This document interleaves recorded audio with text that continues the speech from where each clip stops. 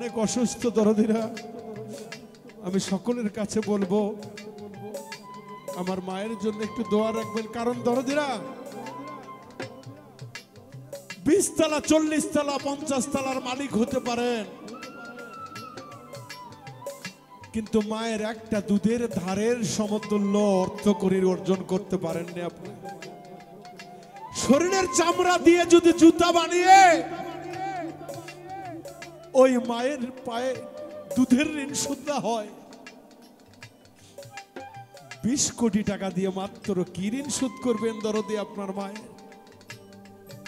তাই যেখানে যাবেন, যাহাই করবেন, মার পায়ে চুম্বন দিয়ে বলবেন, মা গো আমাকে দোয়া করিও।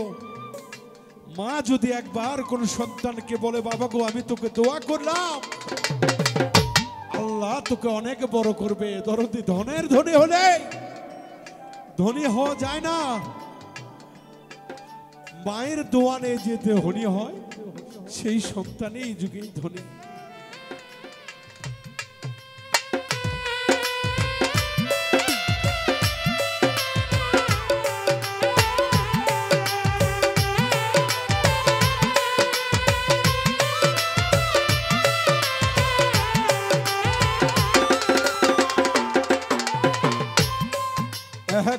পাঞ্জ ভিজারে দিছি মায়ে কুয়ে আরো মুহূর্তে,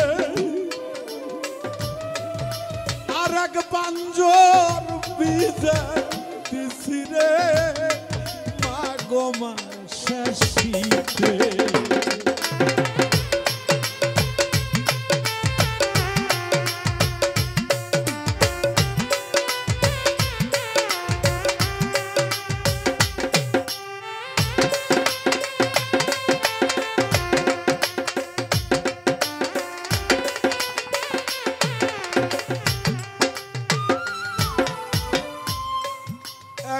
পাঞ্জ ভিজা দিছি গো গুয়ে আরো মুহূর্তে,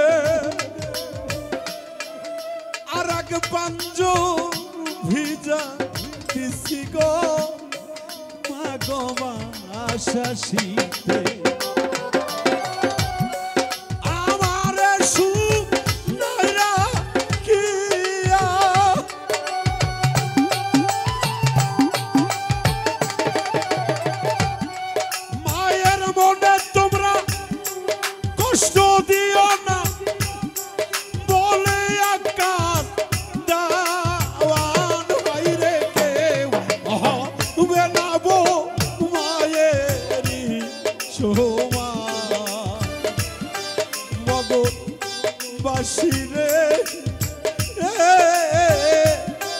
কেউ হবে না তোমার মায়েরই সোমা।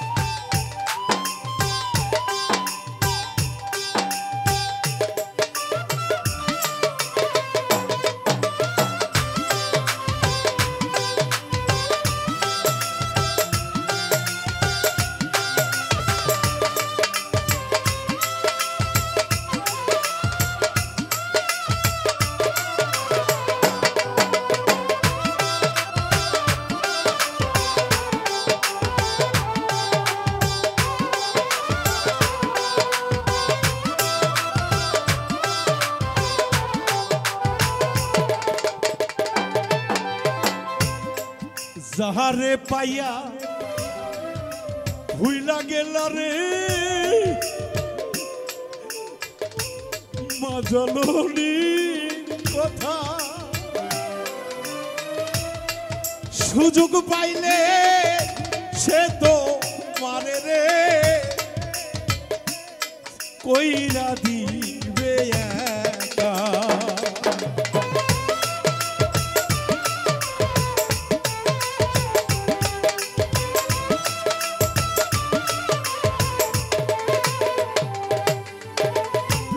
দরদি,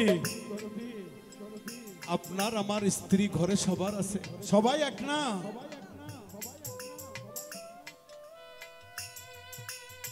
স্ত্রী হুটহাট আপনাকে বলল তোমার মা আমাকে এই বলেছে ফোন করে।